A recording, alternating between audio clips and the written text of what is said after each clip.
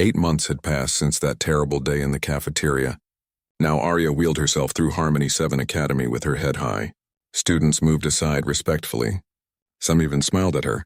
The girl who had once eaten lunch alone now had more friends than she could count.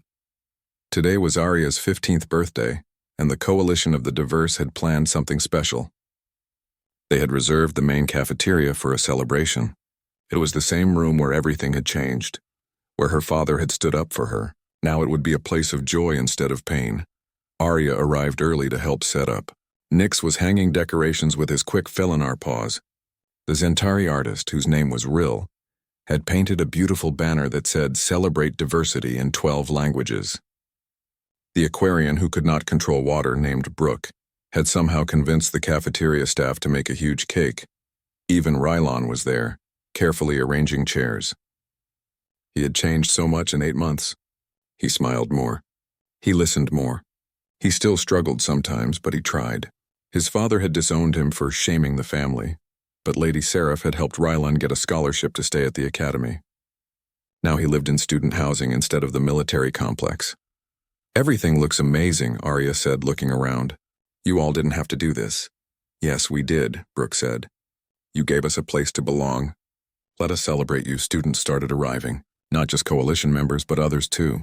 Regular students who had never experienced bullying but respected what Arya's group stood for. Even a few teachers came, including some who had ignored bullying before but were trying to do better now. David arrived wearing his new teaching uniform. He looked different in formal clothes instead of maintenance coveralls. More official, but his eyes were the same warm ones that had comforted Arya through countless hard days. He wheeled in a large covered object. "Special delivery for the birthday girl." "Dad, what is that?" "Open it." Arya pulled off the cover and gasped. It was a modified hover wheelchair. But this was unlike anything she had ever seen. The frame was lightweight titanium with golden accents. The controls were state-of-the-art. And most amazing of all, 2 mechanical wings extended from the back, folded down but clearly functional. "I've been working with some engineers," David explained. "It won't let you fly like a full Drakari, but it will let you hover, glide, and move in 3 dimensions. I thought, if you can't grow wings, we'd build you some." Tears streamed down Arya's face. She transferred into the new chair. The controls responded instantly, smoother than anything she had used before. She activated the wings. They extended with a soft mechanical hum, golden metal shaped like dragon wings. The hover system engaged and lifted her 2 feet off the ground. The entire cafeteria cheered. Arya laughed and cried at the same time. She glided across the room, getting used to the controls. It felt like flying, not real flying, but close enough to touch the dream. When she landed, she hugged her father so hard he laughed. "Thank you, Dad, thank you so much. You deserve wings, sweetheart." One way or another, the party officially started. Music played. Students danced and talked and ate too much cake. Arya glided around in her new chair, accepting birthday wishes from dozens of friends. For the first time in her life, she felt completely accepted. Then the doors opened. Headmaster Trell entered, followed by several important-looking aliens. The music stopped. Everyone went quiet. Arya's stomach dropped. Was this some kind of trouble? Had they broken a rule by using the cafeteria? But Trell looked nervous, not angry. Behind him was Lady Seraph, Ambassador Chen, and several Galactic Council representatives. Lady Seraph stepped forward. "Arya Cole, we are here with an announcement. Your Coalition of the Diverse has drawn attention across the galactic network. Your message of inclusion and protection of vulnerable individuals has spread to hundreds of stations and colonies." Arya looked at her friends. They all looked as confused as she felt. Ambassador Chen spoke next. "The Galactic Council has decided to implement new policies based on your Coalition's principles. Every educational institution must now have anti-bullying protocols, support groups for diverse students, and staff training on inclusion. These will be called the Harmony Accords, named after the station where the movement began." The cafeteria erupted in shocked whispers. The Harmony Accords? Named after them? A Zentari counselor spoke. "Additionally, we are establishing scholarships for students who do not fit traditional species categories. Mixed species children, disabled individuals, and others who face discrimination will receive support. This program will be called the Kira Fellowship in honor of Arya's mother." Arya could not breathe. Her mother's name would live on. Her mother's legacy would help others. Lady Seraph smiled. And finally, we are presenting the Galactic Unity Award to the Coalition of the Diverse for demonstrating that strength comes in many forms and that protecting each other makes all species stronger. She held out a beautiful crystal trophy shaped like dozens of different species holding hands, or paws or tentacles forming a circle. Arya glided forward in her new chair and accepted the trophy. Her hand shook. I don't know what to say. We didn't do this for awards. We just wanted a place to belong. That is exactly why you deserve this, Lady Seraph said. True change never comes from those seeking glory. It comes from ordinary people who simply refuse to accept cruelty as normal. The cafeteria erupted in applause. Even Headmaster Trell clapped, though he looked uncomfortable. He had fought against the coalition at first, but public pressure and council orders had forced him to change his tune. After the officials left, the party continued with renewed energy. Students danced and celebrated not just Arya's birthday, but what they had all built together. Late in the evening, as things wound down, Arya found herself at the same table where she used to sit alone. But now it was surrounded by friends. Nick sat on her left, excitedly talking about his plans to become a pilot. Rill showed her sketches for a new mural. Brooke practiced making tiny water sculptures, her control improving slowly. Ryland sat quietly, still not fully comfortable but accepted. David pulled up a chair. How are you feeling, birthday girl? Overwhelmed, happy, scared, proud, everything. That sounds about right. David smiled. Your mother would be so proud of you, Arya. Not because of awards or recognition, but because you took pain and turned it into purpose. You faced cruelty and responded with kindness. That's true strength. Arya looked around the cafeteria. 8 months ago, she had been surrounded by enemies in this room. Now it was filled with friends. The same space, but completely transformed. Do you think things will really stay different? She asked. Or will everyone forget once the excitement dies down? Some will forget, David said honestly. Some will resist. Change is never permanent without constant effort. But you've built something real here. These friendships, these connections, this community, that's not going away. What happens after we graduate? We can't stay here forever. David leaned back. Then you take what you learned and spread it farther. You become teachers, diplomats, leaders. You raise children who know that everyone deserves respect. You build a better future, one person at a time. Arya thought about that. She had always dreamed of flying like her mother, of being a warrior who protected others. She had thought that required wings and flames and physical strength. But maybe she had been protecting people all along, just in a different way. Dad, I've been thinking about my future, about what I want to do. Oh, I want to work with Dr. Voss. I want to study medicine and help other mixed-species children. Not to fix them, but to help them be healthy and comfortable in their own bodies. To show them they're not broken. David's eyes shone with pride. That's a wonderful goal. And I want to write about what happened here. About the coalition. About standing up for each other. Maybe other stations can learn from our story. You'll change the galaxy, sweetheart. I have no doubt. The party finally ended near midnight. Students said goodbye and headed to their dorms. Arya glided home beside her father through the quiet station corridors. Her new mechanical wings were folded but ready. Her trophy was carefully secured in her lap. When they reached their quarters, David made hot chocolate, a human tradition he had maintained since Arya was small. They sat by the viewport looking out at the stars. Dad, can I ask you something? Always. That day in the cafeteria. When you came through those doors. Were you scared? David was quiet for a moment. Terrified. I saw that security alert that you were in danger, and I ran faster than I've ever run in my life. When I saw that knife at your throat, I thought my heart would stop. But I couldn't let you see my fear. You needed to see strength. You gave me strength, Arya said. Every day you show me how to be brave, how to stand up even when it's hard, how to protect others. You learned that from your mother too, David said. Kira was the bravest person I ever knew.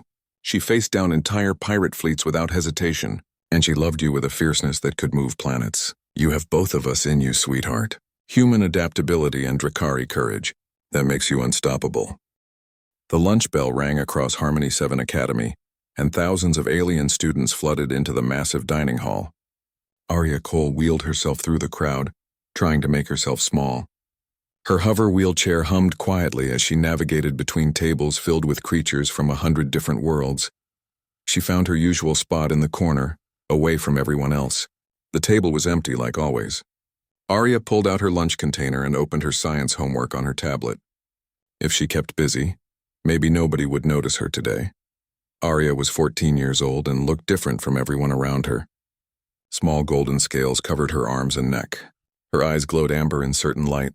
2 small bumps on her back showed where wings should have grown but never did. She was half Drakari, a proud dragon-like species known across the galaxy for their strength and honor. Her mother had been a famous warrior, but Arya would never fly. She would never breathe the great flames of her mother's people. A genetic condition had left her legs paralyzed since birth. The Drakari considered her broken. The humans considered her too alien. She belonged nowhere. Her father David worked on the station as a maintenance engineer. He fixed pipes and electrical systems in the lower levels. Every morning he told her she was perfect exactly as she was. Arya wanted to believe him, but it was hard when everyone else looked at her with pity or disgust. Today started like any normal day. Arya ate her sandwich and studied the biology of Zentari insects. She had a test tomorrow. Around her, the cafeteria buzzed with conversation in 100 languages. Translator devices helped everyone understand each other, but Arya rarely joined any conversations.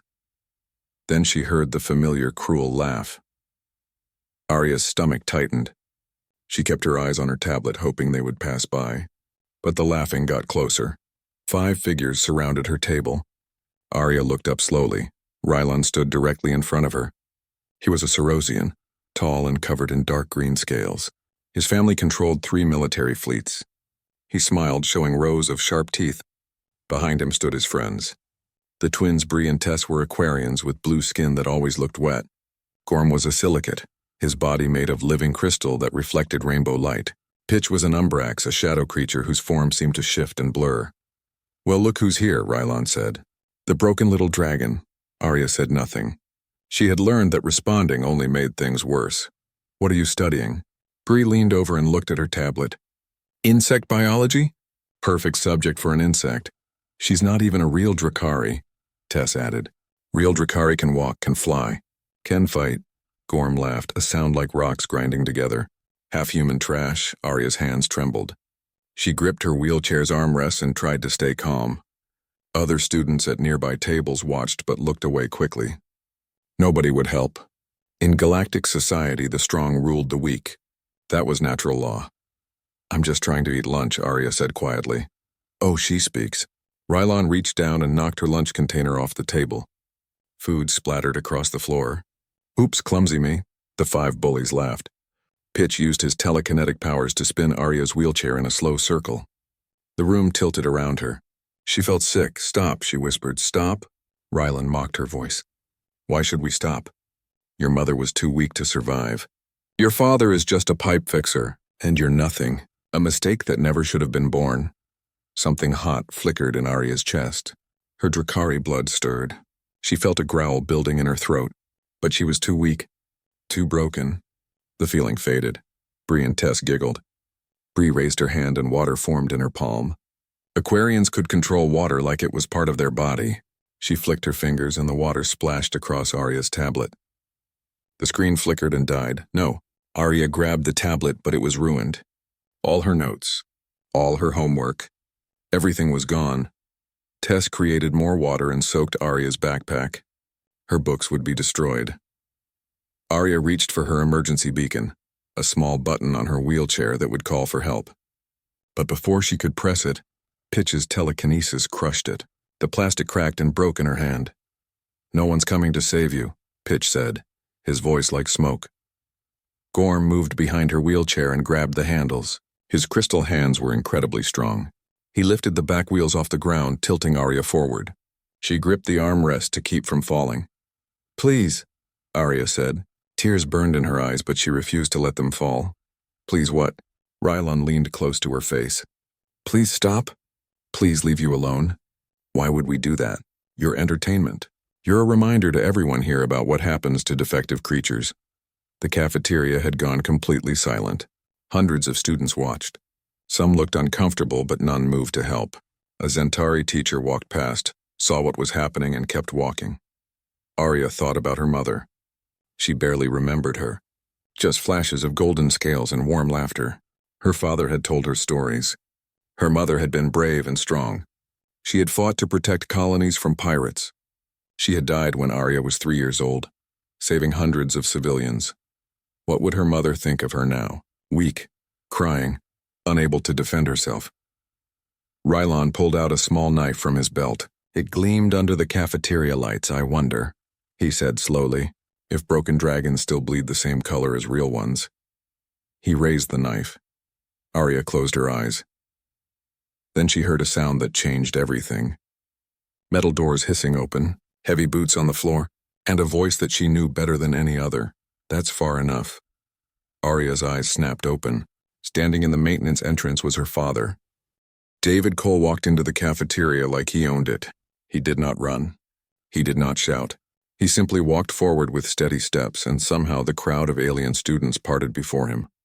Arya had never been so happy to see anyone in her entire life. Her father wore his maintenance uniform, dark blue coveralls with various patches and repair equipment hanging from his belt. His hands were rough and scarred from years of fixing machinery. Gray touched his hair at the temples. He looked completely ordinary, but the way he moved made Arya's heart soar. There was something dangerous in his walk, something predatory. His eyes locked onto Rylon and never wavered. Rylon lowered the knife slightly. He looked confused. "Who are you?" "I'm her father." David stopped right next to Arya's wheelchair. He put one hand gently on her shoulder. "Are you okay, sweetheart?" Arya nodded, not trusting her voice. David looked at her ruined tablet, her soaked backpack, the food on the floor. His jaw tightened, but his voice stayed calm. "Did these 5 do this?" "Yes," Arya whispered. David turned back to the bullies. "You have 3 seconds to apologize to my daughter and leave." Rylon laughed. It was a harsh barking sound. "You're a maintenance worker, a human pipe fixer. You have no authority here." "I don't need authority," David said. "I'm her father. That's all the authority I need." Gorm rumbled forward. He was twice David's size, his crystal body glittering with strength. "Stupid human.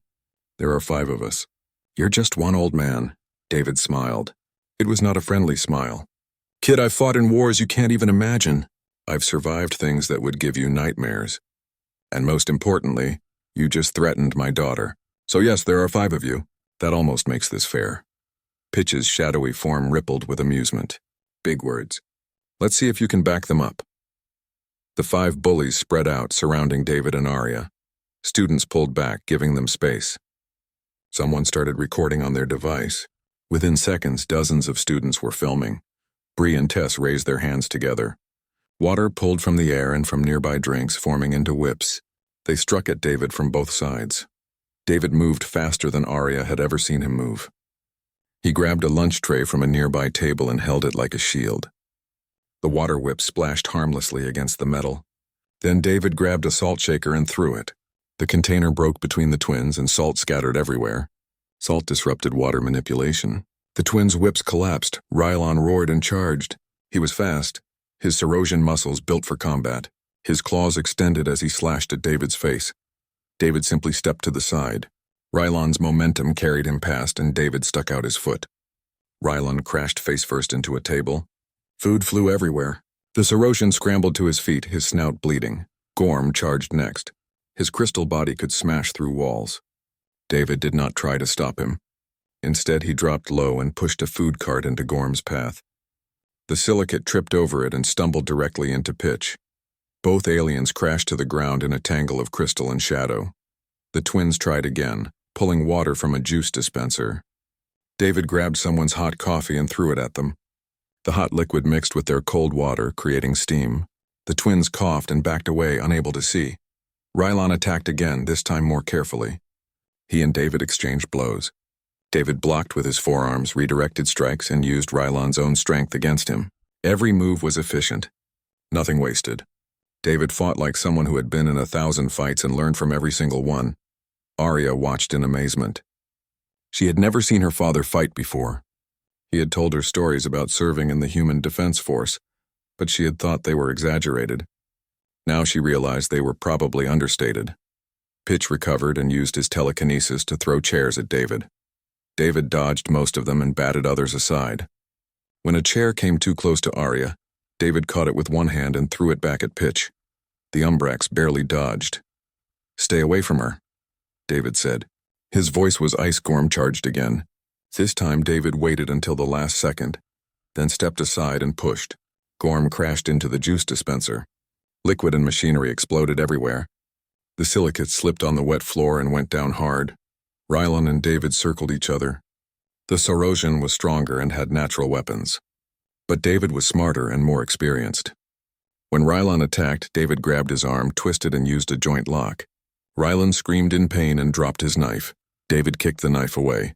"Had enough?" Rylon snarled and pulled free. His tail whipped around trying to sweep David's legs. David jumped over it, landed, and punched Rylon square in the snout. The Sorosian's head snapped back. He stumbled and fell. The twins tried one more water attack. David grabbed a tablecloth and threw it over them. The fabric absorbed their water and tangled around them. They fell, struggling to get free. Pitch used his telekinesis to lift David off the ground. Arya gasped. But David did not panic. He grabbed a food tray in midair and threw it like a disc. It struck Pitch in the center of his shadowy mass. The Umbrax lost concentration and David dropped back to his feet.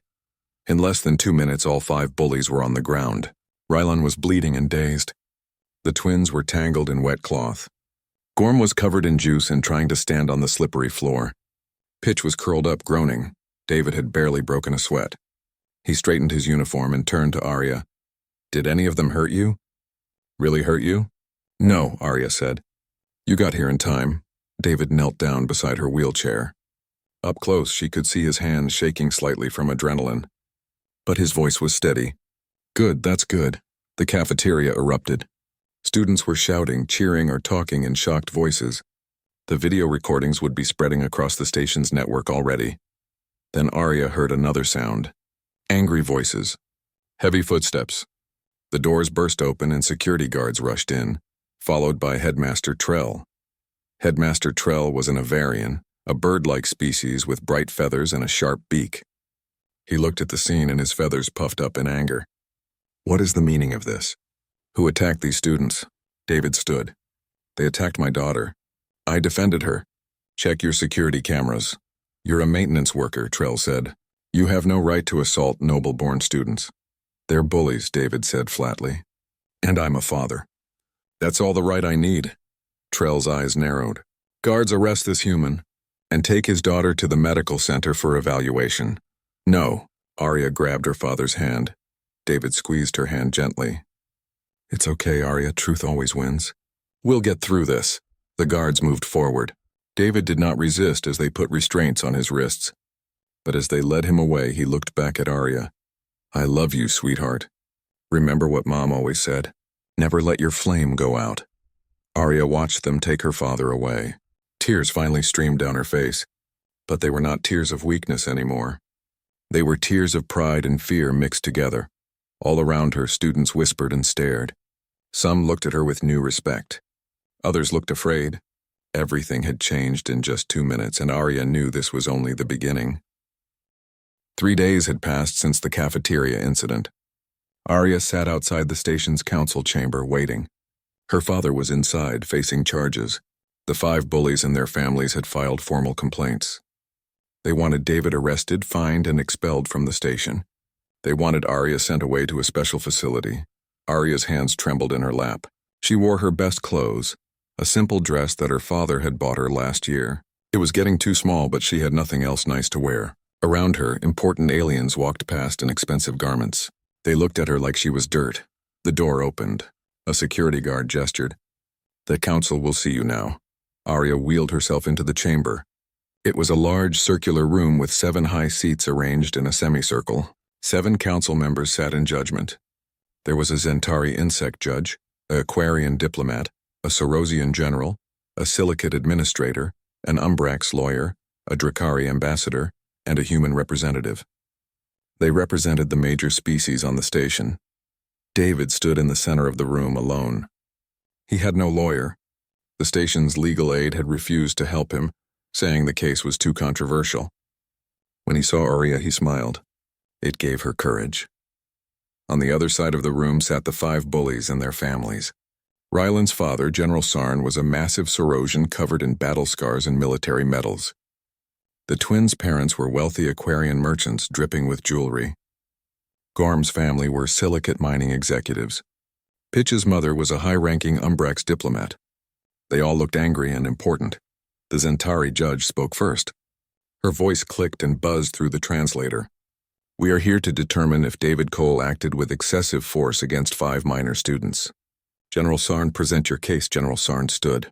He was even bigger than his son, and when he spoke, his voice filled the room. This human attacked 5 innocent students without provocation. He used military-grade combat techniques against children. My son required medical attention. This is assault. This human is dangerous and should be removed from this station immediately. The Aquarian merchant spoke next. The twins' father. Our daughters were traumatized. They have nightmares now. This violence cannot be tolerated. We demand compensation and this human's imprisonment. Gorm's father added. My son was humiliated. The video of this incident has spread across the entire galactic network. Our family's reputation is damaged. We demand justice, Pitch's mother spoke in her shadowy voice. This human clearly has violent tendencies. He could threaten any student on this station. For the safety of all children, he must be expelled.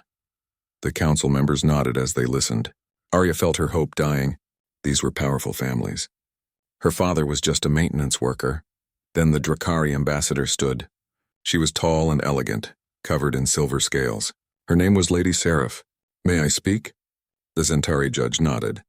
The council recognizes Ambassador Seraph. Lady Seraph walked to the center of the room.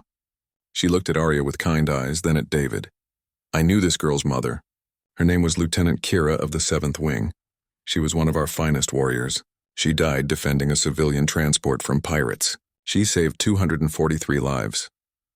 The room fell silent. Kira chose David Cole as her mate. Lady Seraph continued. Many questioned this choice. A human, a simple engineer, but Kira saw something in him that others did not. She saw honor. She saw loyalty.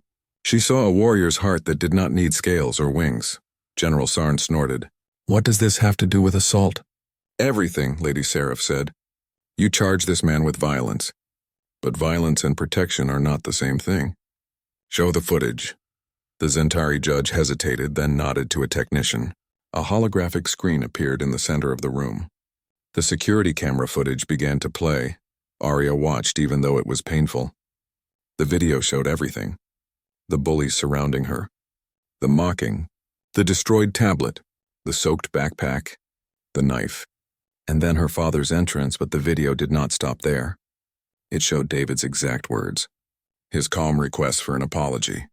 His measured responses. The video clearly showed the bullies attacking first.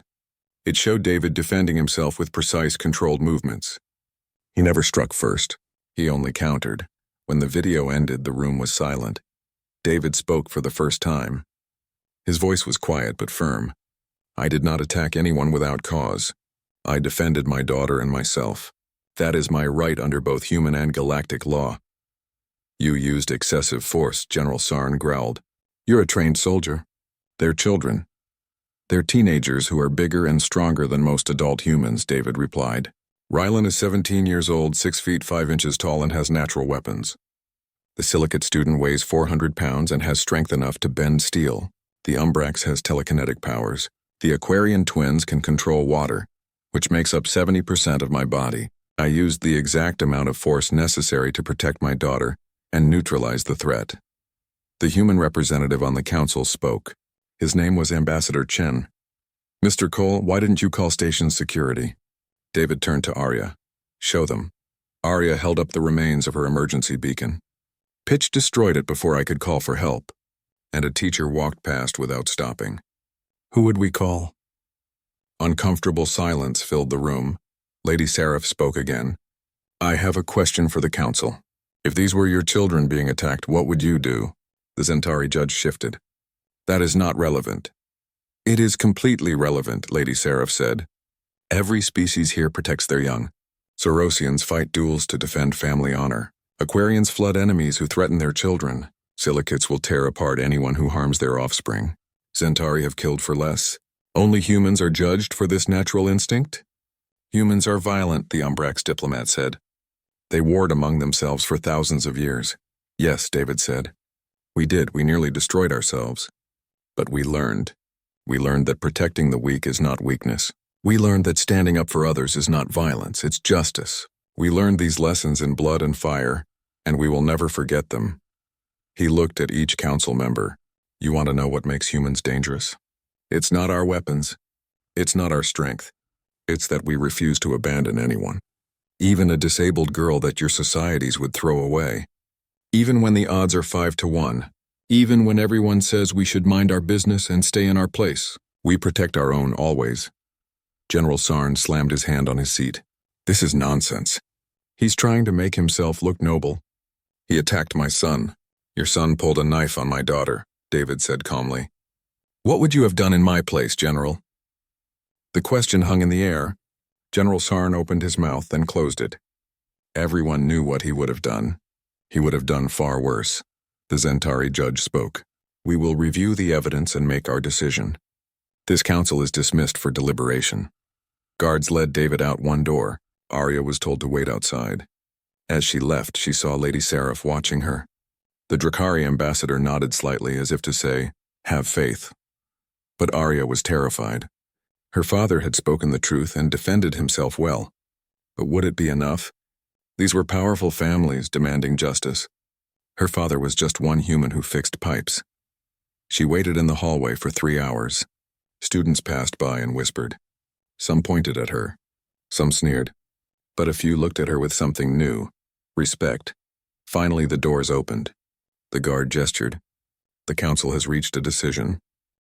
Arya's wheelchair hummed as she entered the council chamber for the second time. Her heart pounded so hard she thought everyone could hear it. David stood in the center again, his face calm but his hands clasped tightly behind his back. The 7 council members sat in their high seats, looking down at everyone. The Zentari judge's antennae twitched as she shuffled papers. The families of the 5 bullies sat on one side looking confident. General Sarn actually smiled, showing his sharp teeth. The Zentari judge finally spoke. This council has reviewed all evidence and testimony. We have reached our decision. Arya held her breath. The security footage clearly shows that the 5 students initiated the confrontation. They destroyed property belonging to Arya Cole. They physically assaulted her by spinning her wheelchair and soaking her possessions. Most seriously, student Rylon drew a weapon with clear intent to cause harm. General Sarn's smile faded. However, the judge continued. David Cole's response was disproportionate. He is a trained military veteran who used combat techniques against students. While he had cause to defend his daughter, he could have simply removed her from the situation or called for security. I tried, David said quietly. They destroyed her emergency beacon, and security wouldn't have arrived in time. The judge ignored him. This council finds David Cole guilty of excessive use of force. The sentence is a fine of 10,000 credits, 6 months probation and mandatory anger management classes. Arya felt tears burning her eyes. 10,000 credits was more money than her father made in 3 months. They would lose their home, but the judge was not finished. Additionally, this council finds students Rylon, Bree, Tess, Gorm, and Pitch guilty of assault, destruction of property, and creating a hostile environment. They are suspended from Harmony 7 Academy for 1 month and must complete cultural sensitivity training. General Sarn jumped to his feet. What, my son is the victim here? Your son drew a knife on a disabled girl, the human ambassador said sharply. Be grateful he's not facing criminal charges. The Aquarian merchant couple looked furious. This is unacceptable. Our daughters did nothing wrong. Lady Seraph stood. Your daughters used their natural abilities to destroy personal property and assault a student. In Drakari society, they would face far harsher punishment. Furthermore, the judge continued, her voice sharp, Headmaster Trell is hereby censured for failing to maintain a safe educational environment. An investigation will be conducted into complaints of systematic bullying at this academy. Headmaster Trell, who had been sitting quietly in the back, went pale. His feathers flattened against his head. Finally, the judge said, due to the unusual circumstances of this case and the public attention it has received, David Cole's fine is suspended pending review. He will remain on probation but may continue his work on the station. Arya gasped. They would not lose their home after all. This decision is final, the judge said. Council dismissed. The gavel struck and everyone stood. General Sarn stormed out, his tail whipping angrily. The other families followed, shooting dark looks at David and Arya. Rylan passed by Arya's wheelchair and muttered, "This isn't over." But David stepped between them. He said nothing. He just looked at Rylan with those calm, dangerous eyes. Rylan flinched and hurried after his father. When the room mostly cleared, Lady Seraph approached. She knelt gracefully beside Arya's wheelchair. "Your mother would be very proud of you, child. You showed courage today." "I didn't do anything," Arya whispered. "I was scared." "Courage is not the absence of fear," Lady Seraph said. "It is acting despite fear. You told the truth even though you were terrified. That is bravery." She stood and looked at David. "And you, engineer, you fought with honor. Kira chose well." David nodded respectfully. "Thank you, Ambassador." Lady Seraph handed him a card. "If you need anything, contact me. I have influence on this station. I will make sure no retaliation comes to you or your daughter." After she left, David and Arya finally left the chamber. In the hallway, several students stood watching.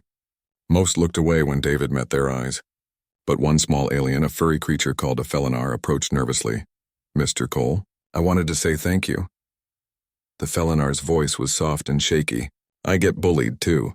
Nobody ever stands up for us. What you did, it gave me hope." David's stern expression softened. "What's your name, son?" "Nix." "Well, Nix, here's what I learned in my life. Bullies rely on silence. They count on good people doing nothing. The moment someone stands up, their power breaks. Be brave, speak up, and if you ever need help, you come find me or my daughter. Understand?" Nix nodded, his eyes shining. "Yes, sir." Other students had been listening. Arya saw them exchange glances. Some looked thoughtful. Some looked uncomfortable. But something had shifted. A crack had formed in the wall of acceptance around bullying. Over the next week, changes rippled through the academy. 3 more bullying incidents were reported, and for the first time, teachers actually investigated. Headmaster Trell called an assembly about respect and inclusion. It was clearly forced, but it was something. Arya started noticing other students sitting at the mixed species tables. Not many, but a few. They did not talk to her at first, but they were there. Not hiding anymore. The video of David fighting the 5 bullies had spread across the galactic network. Humanity's reputation shifted. News outlets called it the Stand of Harmony 7. Some aliens praised David's protective instincts. Others criticized human violence. But everyone was talking about it. Humans on other stations and colonies reported feeling more respected, or at least less dismissed. One video of a maintenance engineer defending his disabled daughter had changed something in how aliens viewed humanity. 2 weeks after the trial, Arya was studying in the library when someone sat down across from her. She looked up and froze. It was Rylan. His snout still had a small scar from where David had hit him. He looked uncomfortable and angry, like he did not want to be there. "What do you want?" Arya asked, ready to call for help. Rylan was silent for a long moment. Then he said, "My father says I have to apologize. As part of my cultural training." "Oh, but that's not why I'm here." Rylan looked down at his clawed hands. "I watched the video. All of it, not just the fight. The whole thing. I saw what we did to you." Arya said nothing. "I thought..." Rylan struggled with the words. "I was taught that the strong dominate the weak. That's how Sorosian society works. That's how most galactic society works. You were weak, so you deserved. But your father said something that I can't stop thinking about." "What?" "He said that protecting the weak doesn't make you weak. He said that every strong person was once vulnerable." Rylan finally looked at her. "I was weak once. When I was small, older students bullied me. I know how it feels. But when I got strong, I told myself that I earned the right to do the same. Your father showed me that's wrong." Arya did not know what to say. This was the same person who had pulled a knife on her 2 weeks ago. "I'm not asking you to forgive me," Rylan said. "I don't deserve that. But I want you to know that I'm trying to be different. I'm trying to understand what your father meant." He stood up to leave. "Rylan," Arya said. He turned back. "Thank you for telling me." He nodded and left. Arya sat there for a long time, thinking. Change was hard. It happened slowly, one person at a time, but it was happening. That night, David made dinner in their small quarters. It was nothing fancy, just pasta and vegetables. But they ate together, and Arya told him about Ryland's visit. David listened carefully. "What do you think about that?" "I don't know," Arya admitted. "Is he really changing? Or is he just scared of you?" "Maybe both," David said. "Fear can be the start of respect, and respect can become understanding. I don't know if that kid will really change, but at least he's thinking. That's more than most people do." Arya pushed her pasta around her plate. "Dad, do you think things will really get better here?" David reached across the table and took her hand. "Sweetheart, change is like water wearing down stone. It happens slowly, little by little, but it does happen. You've already changed things. Other kids are speaking up. Teachers are paying attention." "That's not nothing. I was so scared," Arya whispered. "When they surrounded me. When Rylan had that knife, I thought I was going to die." "I know," David said gently. "I've never been so scared in my life as when I saw that security alert. But you stayed strong. You didn't break. And that's what matters. What if they come after us again?" David smiled. "Then we deal with it, together, always together." 4 months passed, and Harmony 7 Academy transformed in small ways. Arya noticed the changes every day, though not everyone saw them. She wheeled herself through the hallways, and students no longer went completely silent. Some still stared, but others nodded or said hello. The mixed species section of the cafeteria filled up now. Students who did not fit into the neat categories their species expected found a place there.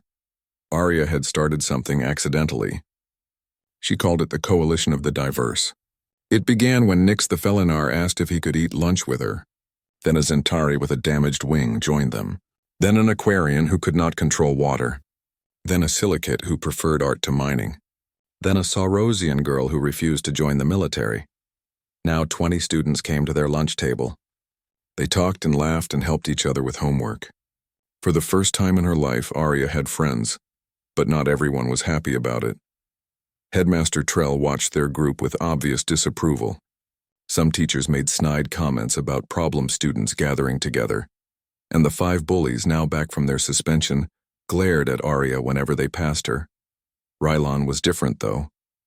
He did not join their group, but he did not bother them either. Sometimes Arya caught him watching them, his expression thoughtful. Once he stopped 2 other Saurosian students from making fun of Nyx. Change happened slowly. Today was special for a different reason. Lady Seraph had arranged for Arya to meet with a Drakari medical researcher named Dr. Voss. He specialized in genetic conditions affecting mixed species children. Arya sat in the medical center, nervous. David stood beside her wheelchair, his hand on her shoulder. They had been waiting for 20 minutes when Dr. Voss finally arrived. He was old for a Drakari. His scales faded to pale gold. But his eyes were sharp and kind. "Arya Cole, I have wanted to meet you for some time. Your mother and I served together many years ago." "You knew my mother?" Arya's heart jumped. "I did. Lieutenant Kira was extraordinary." Dr. Voss pulled up a chair. "She talked about you constantly. Worried about you. Loved you more than anything in this galaxy." Tears pricked Arya's eyes. She had so few memories of her mother. Dr. Voss opened his medical pad. "Lady Seraph asked me to examine your case. Your paralysis is caused by a genetic incompatibility between human and Drakari DNA. The genes that control spine development conflict. This prevented full development of your lower spine and neural connections. Can you fix it?" David asked. "Fix implies something is broken," Dr. Voss said gently. "Arya is not broken." She is unique. "But yes, I believe I can help her body work better. Not to make her normal, but to reduce her pain and possibly restore some nerve function." Arya leaned forward. "Some function? Like, I could walk?" "Perhaps. With extensive therapy and genetic treatment. But Arya, I must be honest, the process would take years. It would be painful. And there are no guarantees. You might gain some feeling in your legs. You might not. The question is whether you want to try." Arya looked at her father. David's expression was careful. "This is your choice, sweetheart, not mine. Not anyone else's, yours." Arya thought about it. For years she had dreamed of walking, of flying like her mother, of being normal. But lately she had started to wonder what normal even meant. Her wheelchair was part of her now. She had learned to be strong in it, not despite it. I want to try, she said finally. Not to be normal, but because my back hurts sometimes. Because more nerve function means better health. But Dr. Voss, I need to know something. Yes? Will this treatment try to make me less Drakari? Or less human? Dr. Voss smiled. No, child. It will make you more yourself. More complete in both halves of your heritage. Then yes, I want to try.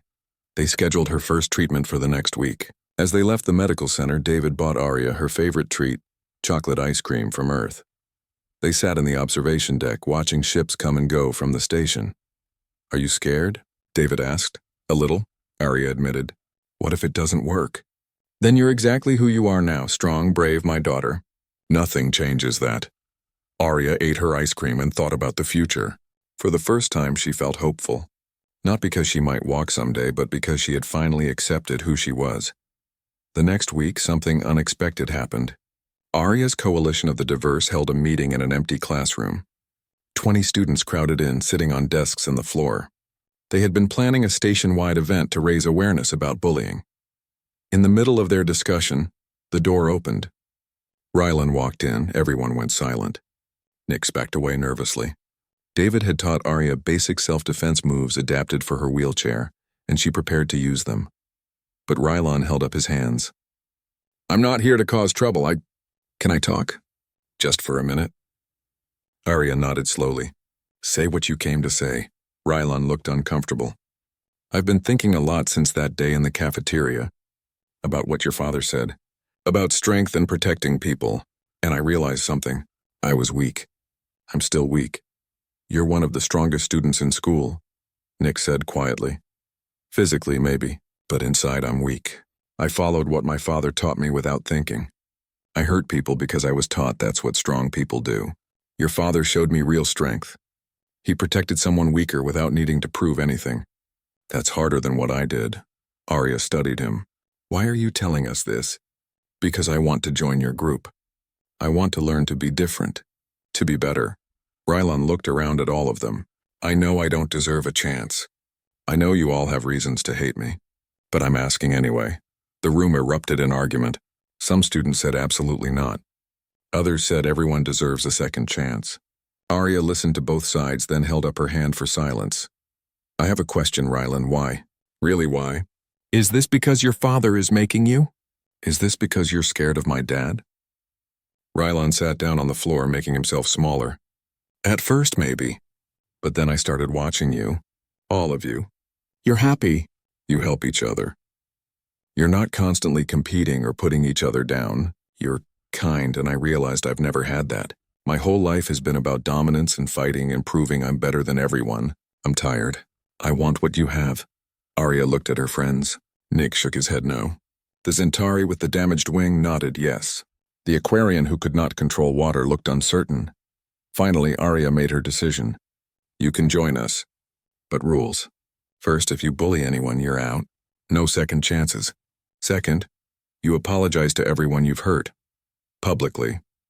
Third, you help us with our anti-bullying event. And fourth, you prove you've changed over time. This isn't instant forgiveness. You have to earn trust back. Rylan nodded. I accept all of that. Why should we believe you? The silicate artist asked. You shouldn't. Rylan said simply. Not yet. I have to show you.